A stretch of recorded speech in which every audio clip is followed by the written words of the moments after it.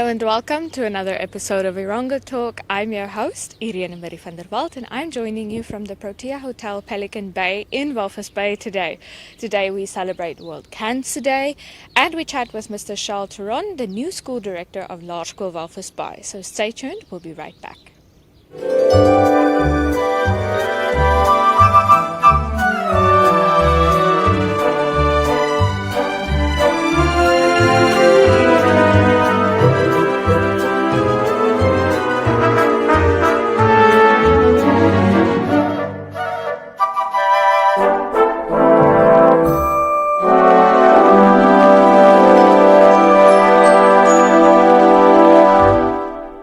And now it is time for our news. In our first story for today, there is real fear that COVID in Africa could reverse 30 years of conservation gains, including communal conservancy programs in multiple countries.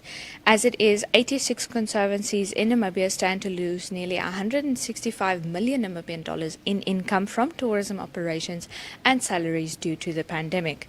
This means that 700 community game guards and rhino rangers, 300 conservancy support staff, and 1,175 locally hired tourism staff members are at high risk of losing their jobs. For wildlife animals in Africa on the verge of extinction and the tight-knit communities that protect them, the COVID-19 pandemic is a spectre disrupting a delicate balancing act of survival for both humans and endangered species. In our last story for today, there are minor changes to the COVID-19 regulations.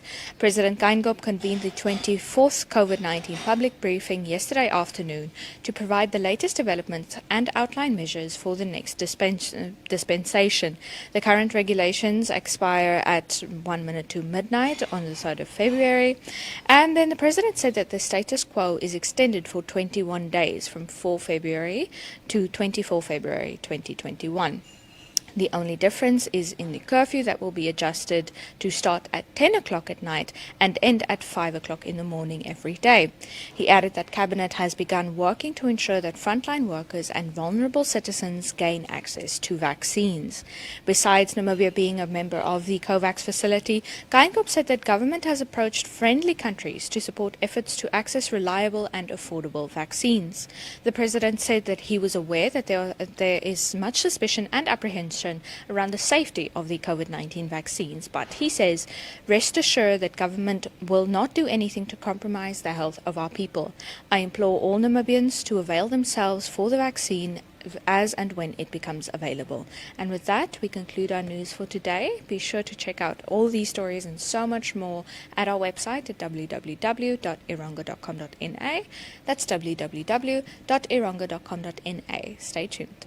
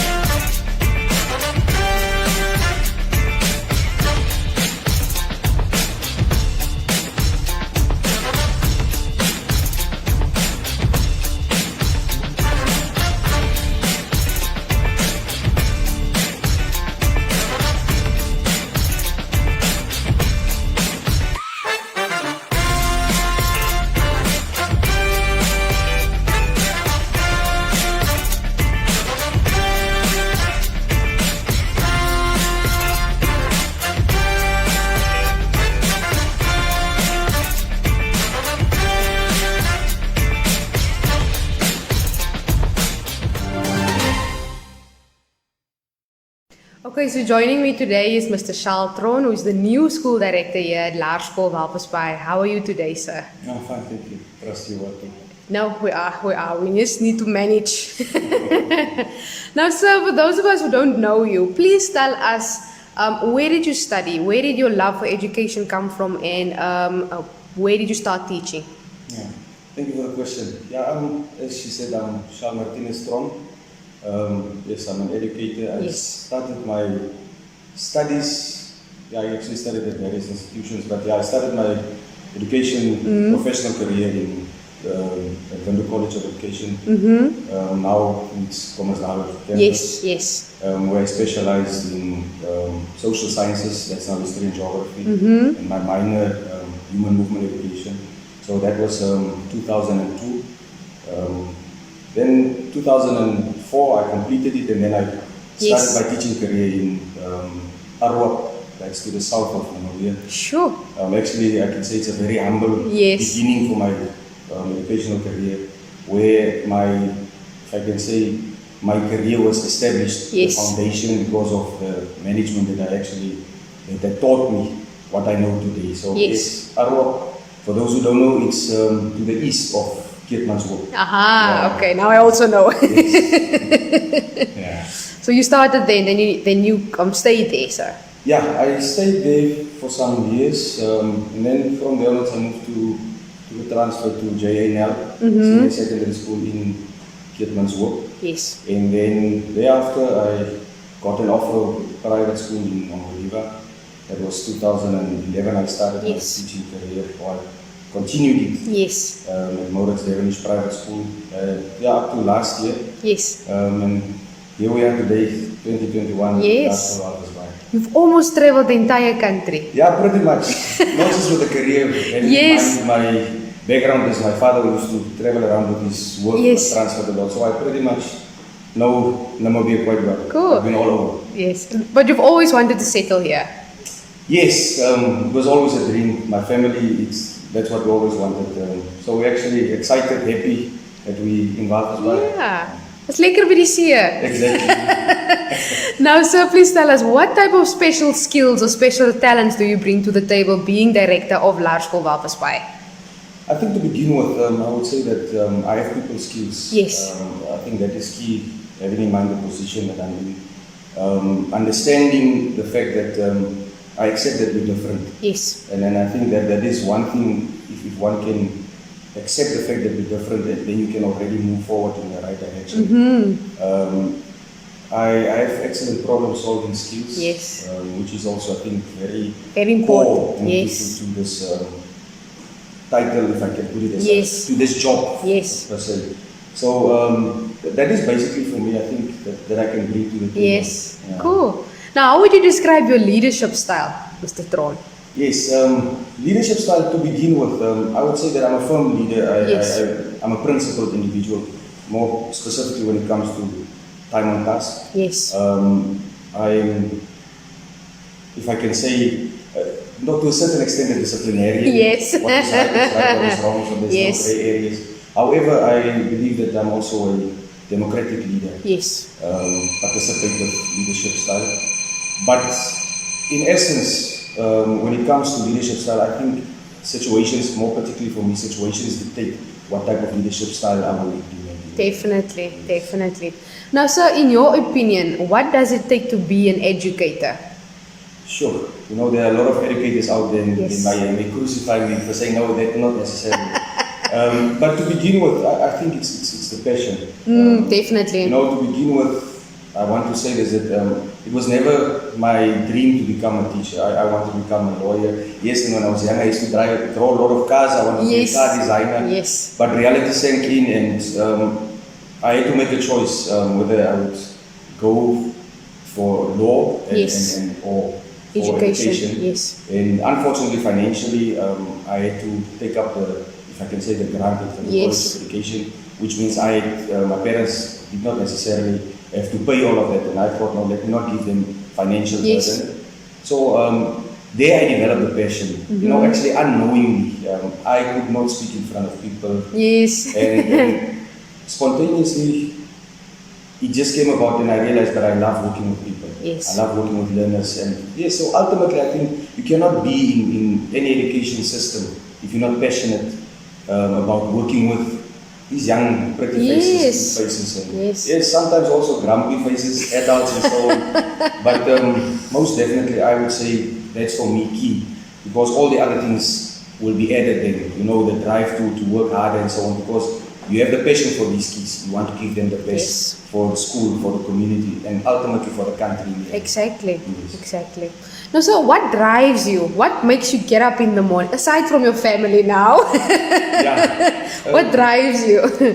I'm an individual that likes reflecting. Yes. And yes, obviously, once you reflect, or once I've reflected, I've realized, okay, this is what you should have corrected. So Yes. that having the opportunity to go and fix, if I can say that, not necessarily a mistake, Yes. but to improve on that. But generally, what drives me are challenges. Yes, Because challenges allows me to grow. yes.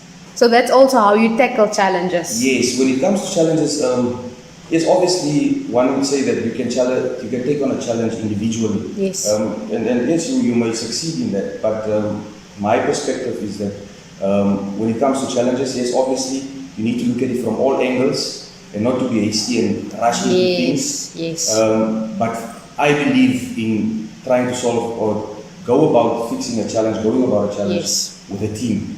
Because then you will be able to, people will give insight, understanding things that I've overlooked. So we will be able to sort it out better. There are certain Yes. circumstances that it take for me to take on a challenge on my own, but where I'm privileged enough to do it, I will obviously make use of the team. If I speak in the school context, the management, Yes. obviously our teachers, and parents were needed also. So yes, as I say, teamwork makes the dream work. No, definitely. Yeah. Now, so just from your personal point of view, is there something personal that's close to your heart that you would like to implement here at Laerskool Walvisbaai? Sure, there are quite a number of things. You Let can me mention them rather all. say this, I'm actually, soos in Afrikaans, ons kyk eers die kat uit die boom. Atasai. So I'm here to allow for the transition process. Yes. That's the first thing that for it to run, go smoothly. Yes. And I think from there onwards, one would see what I want to implement, whether it's applicable or not. Yes. So at this stage, I wouldn't want to say what I Yes. want to bring about. People are listening out there and they may get scared and wonder, wow. True. So in preparation to that, I just want to say, don't worry, it's just a matter of the Yes. transition process. That's Yes. my focus at this stage. Yes. Cool. Hulle moet wag en kyk. Asseblief. Then this is a two-part question. What is your message to the community you are operating in? What would you like to tell them? Yes, to begin with, maybe people will get bored with me saying I'm excited. Yes. I'm excited to be part of Yes. Laerskool Walvisbaai. If we go do research on the school, it's a well-established school. So Yes. I'm excited, and most importantly is that I would want them to know that they should never doubt my loyalty towards the school. And yes, ultimately I'm here to serve. Yes, definitely. Now the second part is the grade 12s are receiving the results, or the grade 12s and 11s are receiving the results on Friday. What would you like to tell them? Yes, quite a significant question. As an educator, I've come across various learners, and how they deal with bad results, Yes. if I can say it as such. But the message out there is just that I would want to say, if the results, because we don't want to talk about good results, congratulations. Yes, But yes. for those that did ultimately not obtain what they have planned for, it's not the end of the world. Yes. What I can just leave you with, it ain't over until you have won. Definitely, definitely. That's short, my message to them. Definitely. Now I must say thank you, Mr. Tron. Thank you for taking time out of your busy schedule to talk to us today. No, I appreciate it, and I'm very honored for this platform as well. Thank you.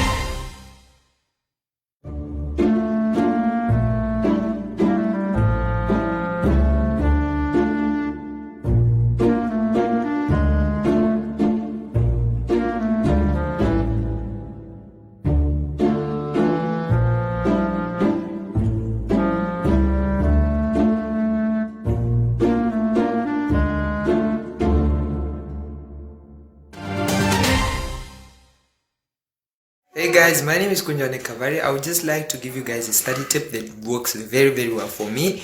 What I usually do is that I go through old exam papers because they help me to familiarize myself with the questions that they ask within exams, and it also helps with time management so that I can manage my time very well during exams. Especially when you're in an exam room, you really forget about time, and all of a sudden you just hear 5 minutes left and you still have like 3 pages left. So it really helps me timing myself at home, making sure that I'm within the time limit that is requested from me.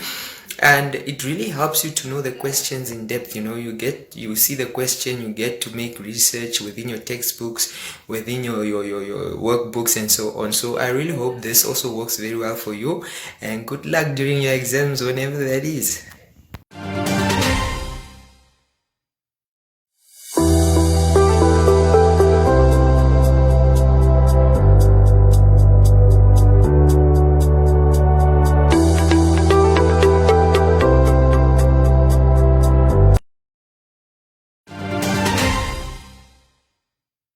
Namibia is known as a land of contrasts. From its ancient deserts to its thriving wetlands and savannas. In this special place, lush greenery coexists with dry, arid expanses. Now, a historic moment has arrived where we stand to harness the full potential of the sprawling river catchment network found between the latitudes of 22 degrees and 27 south.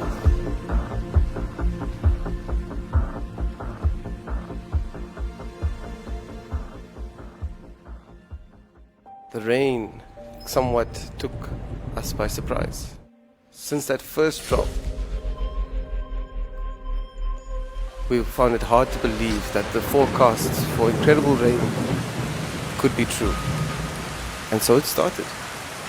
First with a drizzle, then came the showers.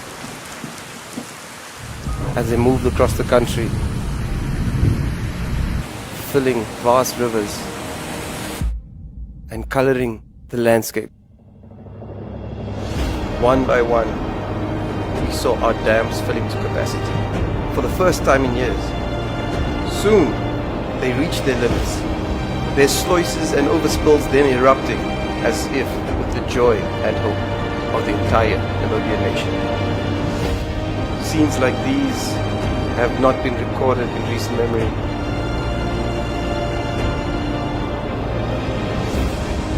We have lived through floods, we have lived through droughts, but nothing could prepare us for the 2020 rainy season. Just a year ago, this very dam was empty and now overflows, giving life to local communities and wildlife.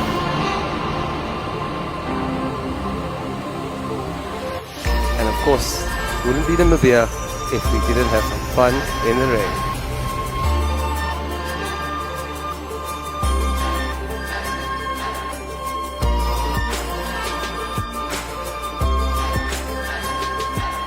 The sight of all this water filled Namibians' hearts with hope, love, and an absolute sense of awe.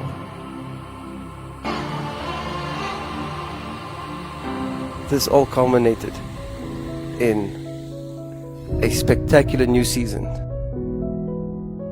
as the Nauta Dam not only filling up once but having to release water twice showed the power and life-giving mercy that this rainy season held.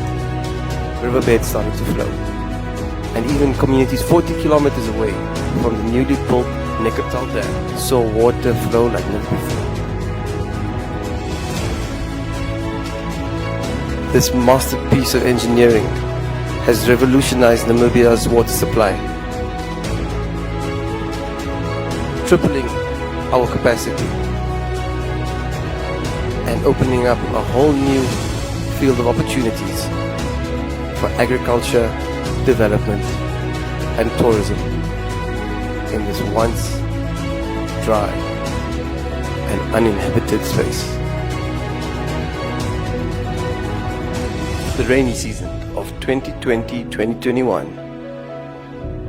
will always be remembered as one in which we filled up Namibia's largest dam at over 800 million cubic meters of water in just 2 weeks.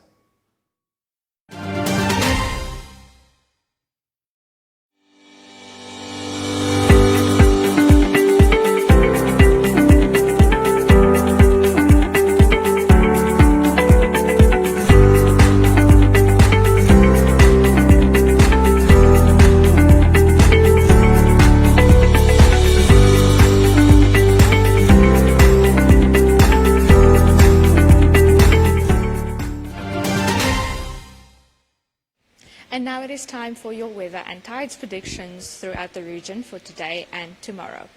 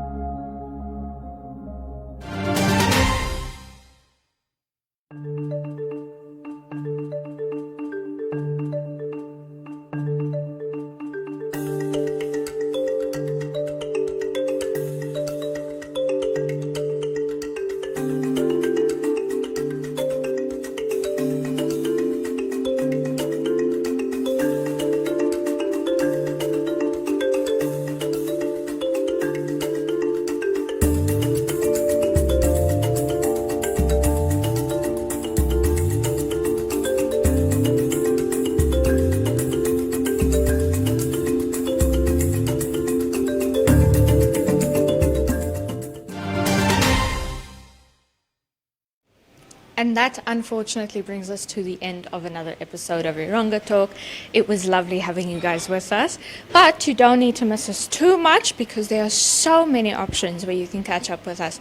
You can check out our website at www.erongo.com.na. That's www.erongo.com.na for all the stories discussed earlier and so much more. And you can get in touch with us to let us know what's happening in your town or in your community. You can send us videos or just an emoji or get in touch for advertisement opportunities at 0811 7000 40. That's 0811 7000 40 on WhatsApp and Telegram. Then you can also, if you find yourself missing us around 10:30 tomorrow morning, you can find a pretty good substitute in our sister show We Talk on our Facebook page. And if you miss the hotel that we are currently at, you can take a piece of them home with you. You can order your meals at www.eatatunited.com.na. That's www.eatatunited.com.na. Or you can call them at 064 214 000. That's 064 214 000. So until tomorrow, stay happy, healthy, and not hungry because you can eat at United. So we'll see you again tomorrow.